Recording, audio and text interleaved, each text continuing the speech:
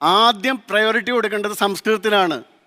ഇവിടെ എത്ര പേർക്ക് 2,07,000 പേർക്ക് മദ്രസയിൽ പഠിപ്പിക്കാനായിട്ട് എത്ര കോടി രൂപ എടുക്കുന്നതറിയോ?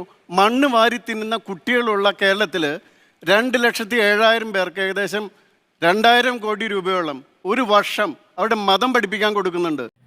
മദ്രസകളിൽ സംസ്കൃതം പഠിപ്പിക്കണം എന്ന അഭിപ്രായവും മുൻ DGP അഭിമുഖവുമായിട്ട് ബന്ധപ്പെട്ട കാര്യത്തിൽ പരാമർശിച്ചിരിക്കുകയാണ്.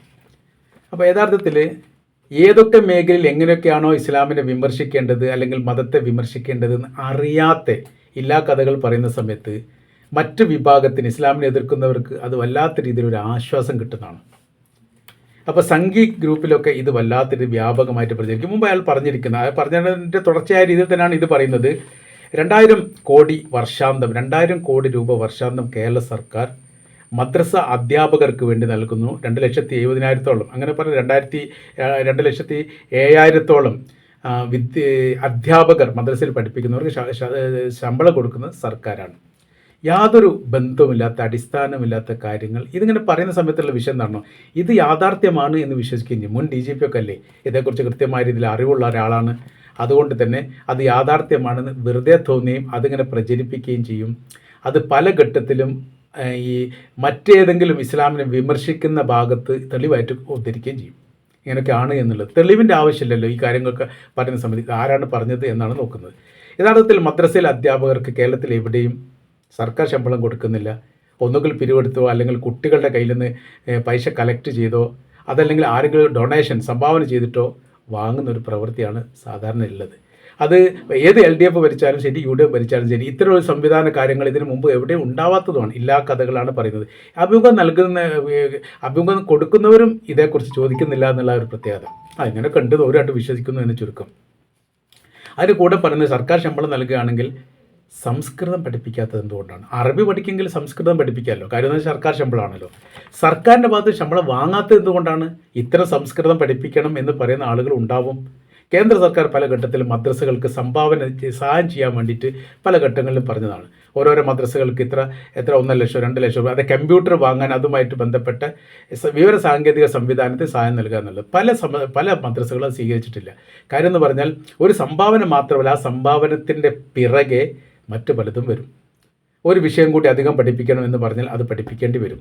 ഇപ്പം തന്നെ വഖഫ് ബോർഡിൽ മുസ്ലിം അല്ലാത്തവരെ നിർബന്ധമായിട്ട് വെക്കണമെന്ന് പറഞ്ഞു. അപ്പോൾ അങ്ങനെ അതൊരു പോർട്ടൽ ഉണ്ടാക്കി നിയമം ഉണ്ടാക്കി പാർലമെൻറ്റിൽ അത് അവതരിപ്പിച്ചു. അതൊരു ഏറെക്കുറെ നിയമമായി. ഇപ്പോൾ കേരളം അതുമായിട്ട് ബന്ധപ്പെട്ട ഹൈക്കോടതിയിലത്തെ കേസിന് പോയിട്ടുണ്ട്. അപ്പോൾ ഇങ്ങനെ ഉണ്ടാവുക എന്നുള്ളത് സ്വാഭാവികമായിട്ട് കേന്ദ്രത്തിലൊരു സർക്കാർ ഉണ്ടാവുന്ന സമയത്ത് ഉണ്ടാക്കാൻ പറ്റുന്നതാണ്. പാർലമെൻറ്റ് ഒരു നിയമം പാസ്സാക്കിയാൽ നിയമമാക്കി എടുക്കാൻ വേണ്ടി അതിന് പറ്റുമല്ലോ എളുപ്പത്തിൽ. ആ രീതി പിന്തുടരുന്നത് പല ഘട്ടങ്ങളിൽ. ഇപ്പോൾ ഈ സർക്കാർ അധികാരത്തിലേറിയതിന് ശേഷം കേന്ദ്ര സർക്കാർ അധികാരത്തിലേറിയതിന് ശേഷം വന്നിരിക്കുന്ന എല്ലാ കാര്യങ്ങളും ന്യൂനപക്ഷങ്ങളുമായിട്ട് ബന്ധപ്പെട്ടതാണ്. 370-ാം വകുപ്പ് കാശ്മീരിൽ നിന്ന് ഒഴിവാക്കുന്നു, മുത്തലാഖ് നിയമം കൊണ്ടുവരുന്നു, പൗരത്വവുമായിട്ട് ബന്ധപ്പെട്ട വിഷയം ഉണ്ടാകുന്നു, ഏക സിവിൽ കോഡുമായിട്ട് ബന്ധപ്പെട്ട വിഷയം പറയുന്നു. പിന്നീട് നമ്മുടെ സിലബസ് കരിക്കുലവുമായിട്ട് ബന്ധപ്പെട്ട കാര്യത്തെക്കുറിച്ച് ഇപ്പോൾ കുറേ ചർച്ച ഉണ്ടല്ലോ. ഇടതുപക്ഷം അത് അംഗീകരിച്ചു, വലതുപക്ഷം അത് അംഗീകരിക്കുന്നു, അല്ലെങ്കിൽ എതിർക്കണം. കരിക്കുലത്തിൽ ഇടപെടുന്നു, വിദ്യാഭ്യാസ മേഖലയിൽ ഇടപെടുന്ന സമയത്തുള്ള വിഷയം എന്ന് പറഞ്ഞാൽ ചരിത്രത്തെ അങ്ങനെ തന്നെ നീക്കാൻ വേണ്ടി പറ്റും, പുതിയ ചരിത്രം സൃഷ്ടിക്കാനും പറ്റും. വരാൻ പോകുന്ന തലമുറ ഇവിടെ മുൻപ് കാലത്ത് മുഗൾ ചക്രവർത്തി വംശകാര്യങ്ങളൊക്കെ ഒന്നും ഇല്ല എന്ന് പറഞ്ഞാൽ ഉണ്ട് എന്ന് തെളിയിക്കേണ്ടത് എവിടെയാണ്? ചരിത്ര ഗ്രന്ഥത്തിലാണ്. അത് പാഠപുസ്തകവുമായിട്ട് ബന്ധപ്പെടുന്ന സമയത്ത് അതിൽ മാറ്റത്തിരുത്തലുകൾ വരും. പിന്നീട് അത് യൂണിവേഴ്സിറ്റി തലത്തിലേക്ക് എത്തും, പിന്നീട് അത് ചരിത്ര ഗ്രന്ഥത്തിലേക്ക് എത്തും. അപ്പോൾ തെളിവുകൾ അപ്പാടെ പതുക്കെ ഇല്ലാതായി പോകുന്ന ഒരു സ്ഥിതി വിശേഷം ഉണ്ടാവുക എന്നുള്ളത് ഉണ്ടാക്കുക എന്നുള്ളതൊക്കെ ഇതിൻ്റെ ഭാഗമാണ്.